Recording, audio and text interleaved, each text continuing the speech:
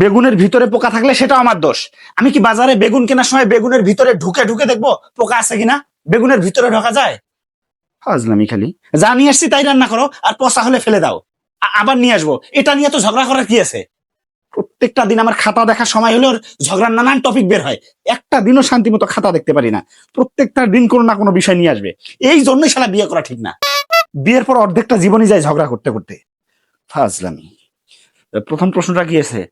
সোনার তরী কবিতার প্রথম 10 লাইন মুখস্থ লেখো। আহা, সোনার তরী।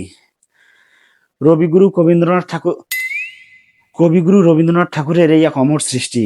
এই কবিতাটা যতবারই পড়ি ভিতরে কেমন একটা আনন্দের ঢেউ বয়ে যায়। সোনার তরী কি লিখছে দেখি? সোনার তরী, রবীন্দ্রনাথ ঠাকুর। গগনে গরজে মেঘ ঘন বরষা, কুলে একা বসে আছি নাহি ভরসা, কুলে বসে রাখাল ছেলে গরুকে খাওয়ায় ঘাস, তারই পাশে কৃষকেরা করে ধানের চাষ। এগুলো কি লিখছে? কুলে বসে রাখাল ছেলে গরুকে খাওয়ায় ঘাস, তারই পাশে কৃষকেরা করে ধানের চাষ।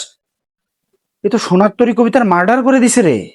নৌকা ভাসে নদীর বুকে মাঝিরা গায় গান, কুলে বসে কৃষক রাখাল বিড়িতে দেয় টান।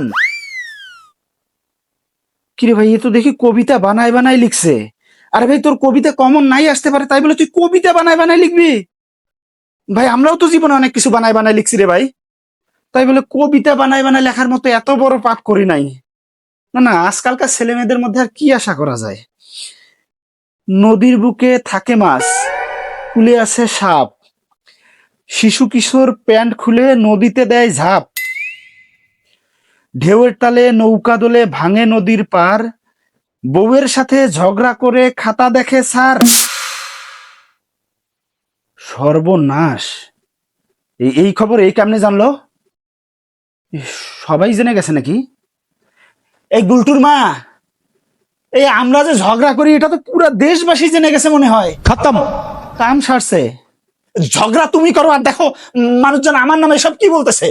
এটা কি আমার কলেজের প্রিন্সিপালও জেনে গেছে নাকি? হ্যাঁ, আরে রাষ্ট্রপতিও তো মনে হয় জেনে গেছে, প্রধানমন্ত্রী। এই শোনো, আচ্ছা তুমি আর এইসব ঝগড়ার টপিক তুলিও না তো। বেগুন পচা হোক আলু পচা হোক যাই হোক, আমি বাজার থেকে যা নিয়ে আসবো, পছন্দ না হলে বলবো, আমি আবার নতুন করে নিয়ে আসবো। এই যে দেখো দেখো কি ঘটনা ঘটছে এখানে। এই আমি নাকি ঝগড়া করে খাতা দেখতে বসি, এটাও তো ঠিক, কিন্তু এরা জানলো কেমনে? এই আমাদের ঝগড়ার খবর তুমি কারে কারে বলো? আর ঝগড়া কি খালি আমি একা করি? হ্যাঁ, আমি একা ঝগড়া করি? এই আমার মান সম্মান যা ছিল সব শেষ, সব শেষ। এই যে তোমার জন্য, এই যে আজকে এক ছাত্র লিখছে না, আমার তো মনে হয় কয়দিন পরে এটা এমপি মন্ত্রীরাও সবাই জেনে যাবে। এই তোমার বাপের বাড়িতেও সবাই এটা জানে নাকি? মানে ঝগড়া হয় জানুক, কিন্তু সবাইকে এবার এটা ভাবে নাকি যে আমি তোমার সঙ্গে ঝগড়া করি? তলে চলে যে তুমি নাটের গুরু, এটা তো আর কেউ জানে না। নাই, আমার আমার মান সম্মান সব শেষ, আমার ইহকাল পরকাল সব শেষ।